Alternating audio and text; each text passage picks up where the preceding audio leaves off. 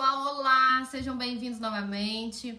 Mudando novamente nosso viés de estudo, trataremos agora, começaremos a tratar sobre criminologia clínica, talvez o ponto alto, né, do nosso curso que vocês estão talvez mais esperando, né?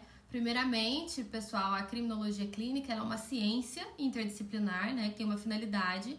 Essa finalidade é de analisar o comportamento criminoso e estudar eventuais estratégias de intervenção junto ao encarcerado, as pessoas envolvidas com ele, com a execução da sua pena. Então, a finalidade, de fato, é buscar conhecer esse encarcerado como pessoa, conhecer as suas aspirações, as verdadeiras motivações para o cometimento daquela conduta criminosa. E aí, eu gostaria de entrar num tema com vocês nesse bloco, que é o perfilamento criminal.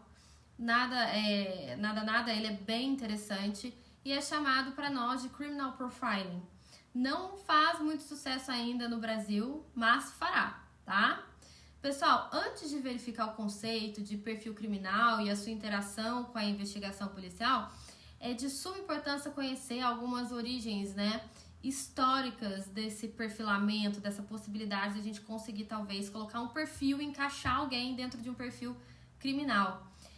É possível talvez afirmar que o primeiro uso dos perfis criminais ocorreu quando o Dr. Langer, psiquiatra, ele foi chamado pela OSS para fornecer um perfil de Adolf Hitler.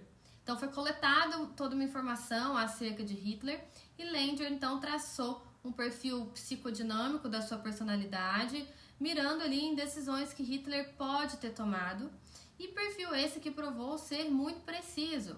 Então, utilizou-se ali durante a Segunda Guerra, após o seu uso durante a Segunda Guerra Mundial, os perfis eles foram documentados, salvo engano, em 1955, 57, quando os policiais de Nova York pediram a um psiquiatra chamado James que ajudassem-os a identificar o Mad Bomber, responsável por mais de 30 explosões criminosas ao longo de 15 anos, tá? Então ele ajudou as cenas dos crimes, né? Ele verificou, estudou as cenas dos crimes, analisou as cartas que o Mad Bomber enviou para os jornais e lá em 1964 usou uma técnica bem similar ao perfil do estrangulador de Boston, que foi pedido pelo Departamento de Polícia de Boston, tá? E aí, Albert DeSalvo, o homem identificado como estrangulador de Boston, se encaixava também no perfil que foi efetuado por esse psicólogo que à época, que foi contratado aí para auxiliar a delegacia de polícia. Então, a sua técnica de identificar o comportamento incomum desses assassinos e, em seguida, traduzir o conhecimento psiquiátrico em realidades investigativas provou, com esses casos, ser uma tática muito eficaz no auxílio da aplicação da lei, já que possibilitou a identificação e a prisão, né, de fato, do Mad Bomber, chamado de George Metesky. E na época dos fatos ele até foi diagnosticado como sendo doente mental, foi enviado a um manicômio e veio a falecer pouco tempo depois por causas de doença mesmo, salvo engano, tuberculose. E aí, né, diante desse cenário, ainda caminhando um pouco, em 1976 e 1977, David Berkowitz, vocês vão conhecer como filho de Sam, aterrorizou Nova York disparando sobre jovens casais que estavam parados em seus carros em vários locais por toda a cidade, né? Tem até na Netflix, quem gosta de séries nesse sentido. Na dependência, né, os peritos forenses foram convidados para ajudar numa elaboração do perfil desse assassino em específico. Então foi pedido ao Dr. Murray que fornecesse uma análise psicolinguística das notas que tinham sido enviadas pelo filho de Sam aos jornais locais. Então esse perfil psicológico ele foi feito pela polícia em 1977 e ele foi descrito à época como sendo uma pessoa, aliás, um neurótico, provavelmente paranoico e esquizofrênico, e que acreditava ser vítima de uma real possessão demoníaca. Quando ele finalmente foi preso, né, o perfil que foi realizado pelo psiquiatra acabou por se mostrar certíssimo e corretíssimo em relação ao apreendido. Então, temos aí uma situação interessante. Porém, só lá em 1978 foi que o FBI estabeleceu um programa de perfis psicológicos formal. Em 1985 surgiu talvez o segundo maior desenvolvimento na história dos perfis de agressores, quando foi pedido ao Dr. David Cantor, salvo engano, psicólogo na Inglaterra, que colaborasse com a polícia de Londres na investigação de uma série de 30 estupros e 2 homicídios, tá? Então ele, nessa época, desenvolveu um perfil do não identificado estuprador homicida, que veio a ser apelidado pela imprensa, e aí vocês vão conhecer talvez, como o estuprador da ferrovia. O perfil ele foi notavelmente preciso e provou ser extremamente útil na apreensão do estuprador, o homicida conhecido como John Duff. E aí, tratando ainda nesse aspecto, né, mas não menos importante nem menos falado, existe a investigação sobre possivelmente o primeiro assassino em série contemporâneo, o assassino chamado Jack o Estripador, que envolveu também a consulta do psiquiatra Dr. Thomas Bond, ao fornecer ao inquérito policial descrições ali do potencial ofensor com base no comportamento que era exibido nas cenas dos crimes, então in loco, tá? Agora, pessoal, em oposição a outras técnicas forenses como impressão digital, né, DNA, técnicas de identidade, as origens do perfil criminal provêm da investigação de crimes normalmente atípicos, crimes incomuns, que geralmente apresentam um indivíduo que possui, né, como via de regra, um comportamento desviante, cujos motivos aparecem fora de todos os padrões típicos da polícia judiciária e dos procedimentos de investigação. Então, a maneira como essa atividade ela é realizada exprime uma composição psicológica da pessoa em realizá-la, tá? A atividade criminosa, ela não é nenhuma exceção. Então, o conhecimento dos hábitos e dos traços de personalidade de pessoas que tenham cometido crimes pode vir a ser usado para poder desenvolver a personalidade e as descrições comportamentais de um criminoso típico também, tá? Dados, pessoal, mais recentes em relação a isso indicam que a técnica dos perfis criminais foi aplicada por 12 oficiais do FBI em cerca de 1.000 casos por ano. Os agentes de polícia também do Reino Unido, né, na Inglaterra, também incorporaram a técnica dos perfis criminais dentro das suas investigações e na sua base de dados com uma maior frequência. É claro que ainda não há uma estimativa exata da prevalência dessa técnica de perfilamento criminal, de perfis criminais, de criminal profiling, e o seu uso, né, ele tem sido documentado em diversos países, em específico países já desenvolvidos como Suécia, Canadá, Alemanha, até mesmo Holanda, e no Brasil a gente vem vindo galgando passos lentos ainda em relação a isso. Houve uma tentativa pela Polícia Civil de São Paulo e que permanece parado, salvo engano, desde 2011, tá? O perfilamento criminal, pessoal, ele reflete a aplicação de conhecimentos múltiplos. Então, aqui eu preciso de conhecimento de psicologia, criminologia, que é o que nós estamos tratando nesse curso, antropologia, sociologia, biologia, geografia, enfim, para que essa investigação criminal possa ser realizada. Então, a efetiva análise das características de autores de delitos relaciona-se ao profiling, que é, em verdade, uma técnica de investigação policial voltada ao quê? Voltada à sincronia entre personalidade e comportamento criminal, tá? Então, ao profiling é indispensável a compreensão do crime, bem como do criminoso. Então, nesse sentido, a elaboração de perfis criminais vai envolver uma completa análise criminal, que adiciona às competências do investigador de campo o conhecimento também do comportamento humano.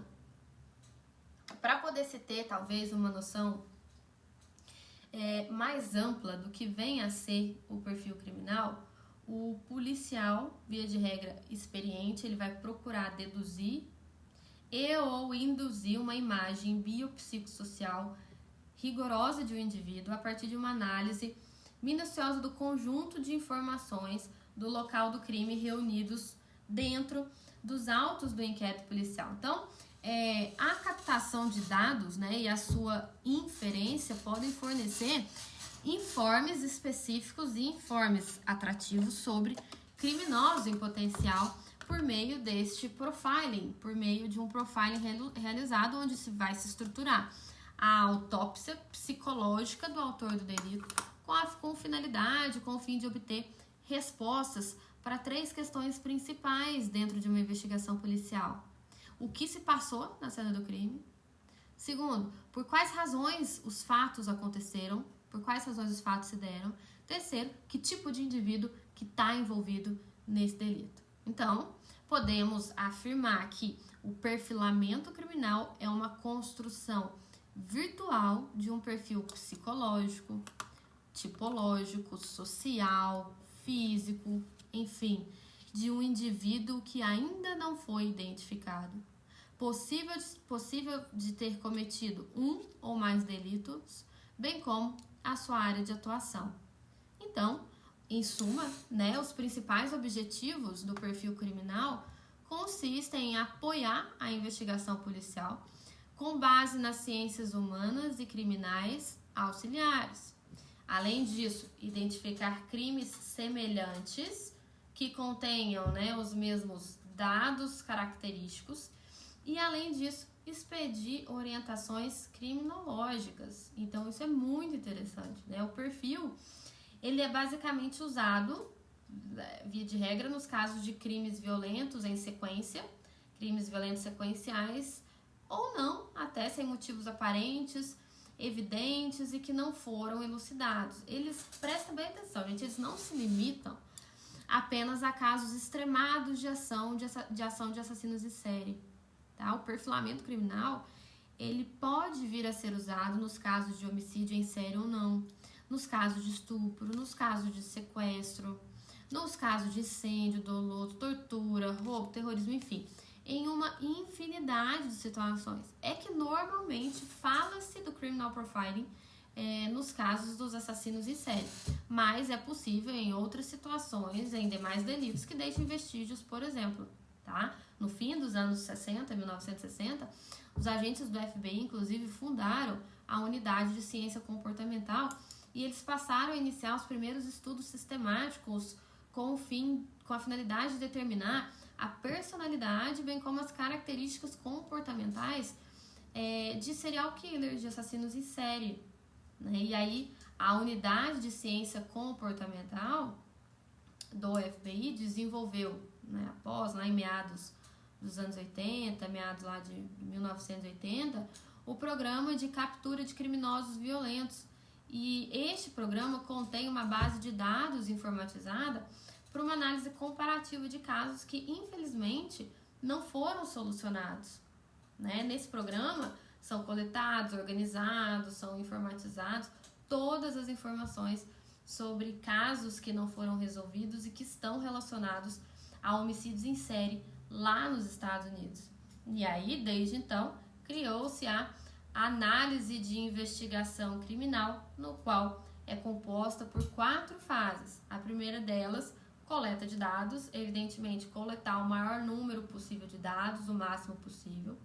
Segundo, classificação e tipificação do crime, né? E aí a gente vai verificar com os dados se tem convergência ou não. Terceiro, reconstituição do crime, ou seja, cronologia fática da vítima e autor quando do crime e o levantamento do local, do modus operandi, enfim.